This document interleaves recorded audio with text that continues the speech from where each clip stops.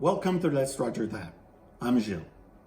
Today I'm going to do some restoration to a Citizen ProMaster diver's watch from the 1970s, which used to belong to my father-in-law.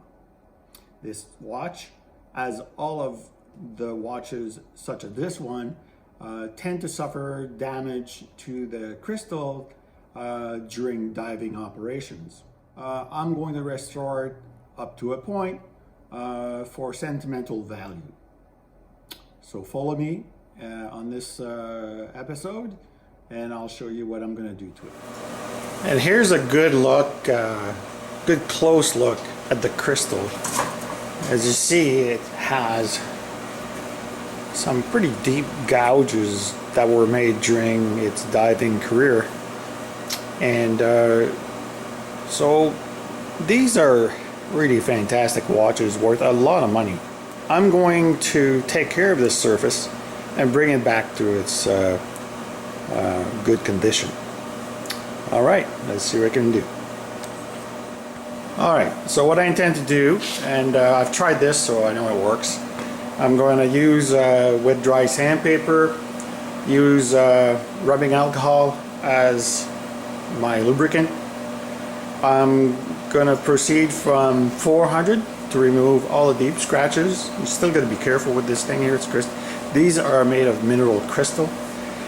And then I'm going to proceed all the way up to 2000 grit. We'll see where that goes.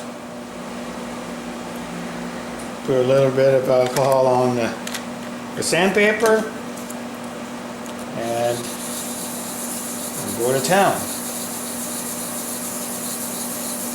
Now this is going to take a while, so you have to be patient. Go all the way down until the deep scratches are gone. Now when you do this, try to do it on a surface that is flat, but not hard. You want some flex in order to reach into those, and adapt to the face. Now the face of these watches is flat, and that's very helpful. The actual convex is on the inside of the crystal on these particular watches. So once you've done about this much, have a quick look, wipe it off. The white stuff you see here is the actual mineral crystal. I'm not sure if you see this, but we're starting to get there. It's going to take a while, mind you. Make sure there's no debris under your paper. You don't want additional scratches to affect the finish. A little more rubbing alcohol. Stuff's cheap, the watch isn't.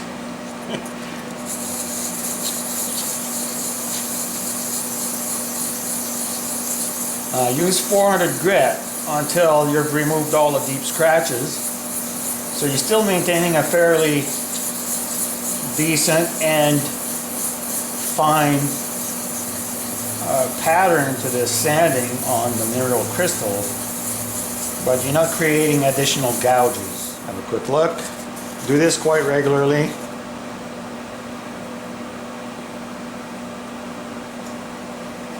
And you can let it dry just to see. It gives you a real good reference as to where you are.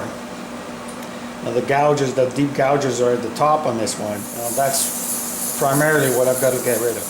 Now there's probably some watch guys out there that are freaking out, but collectors are clear about the fact that these particular watches, it's pretty well near impossible to find a new crystal to be installed.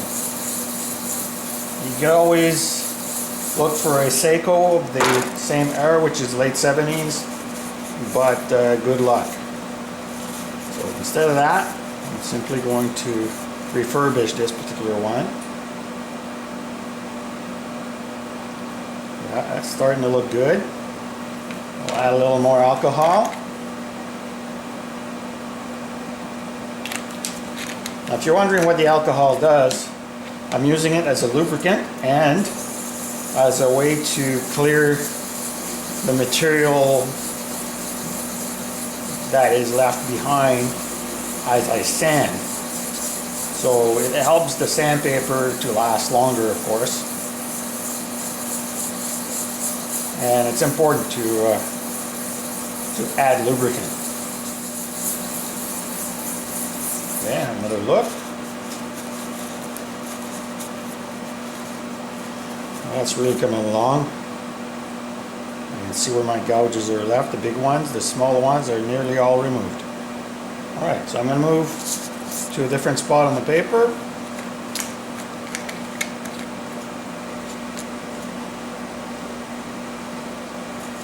There we go.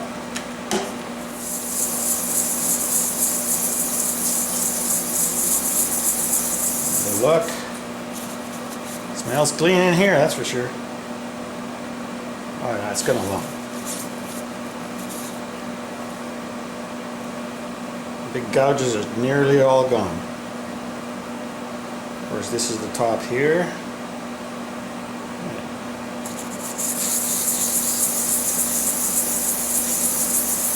As you do this, the location of your fingers actually matters in how these materials will be reduced as you sand.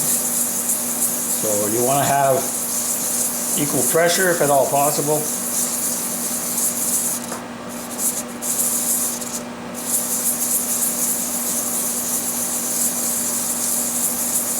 I remember if you're doing this and you can tell and selling the watch, you're making a big mistake. Sometimes collectors would rather see it in its original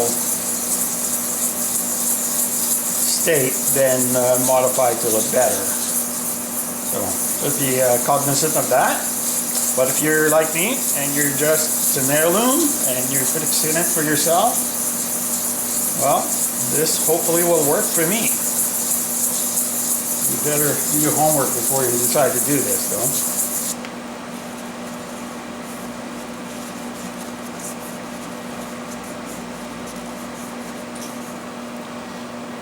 Okay. I'm almost there. Almost there. Another 10 minutes or so.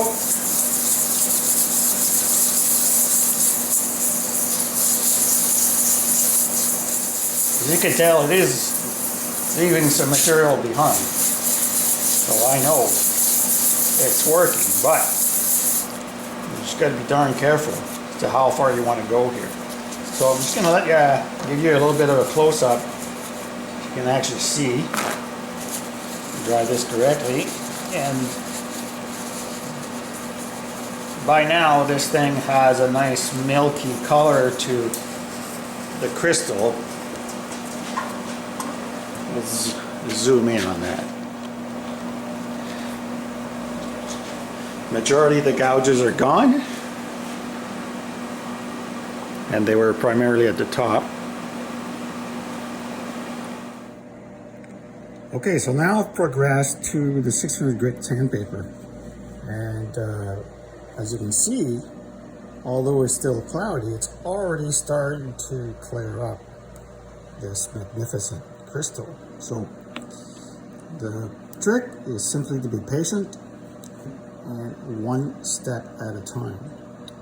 So I'm going to keep going for another 5 minutes on the 600 grit, make sure all the 400 grit scratch marks are gone.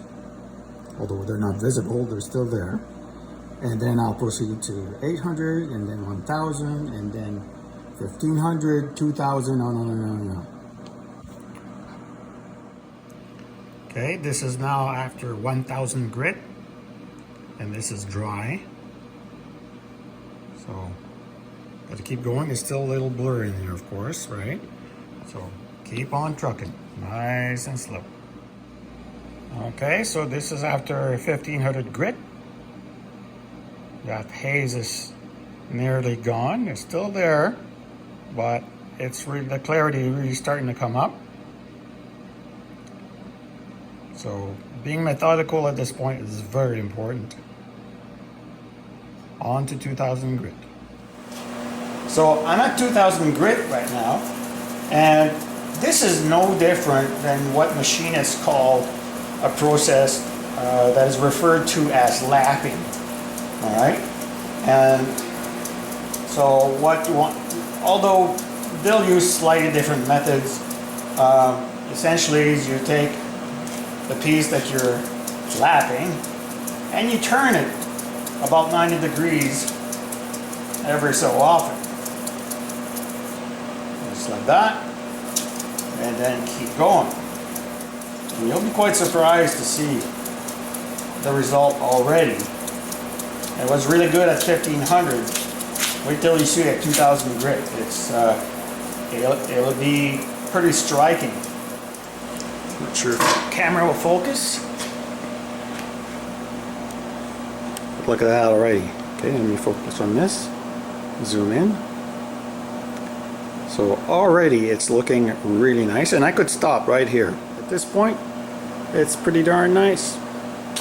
I'm going to keep on going, show you the results later.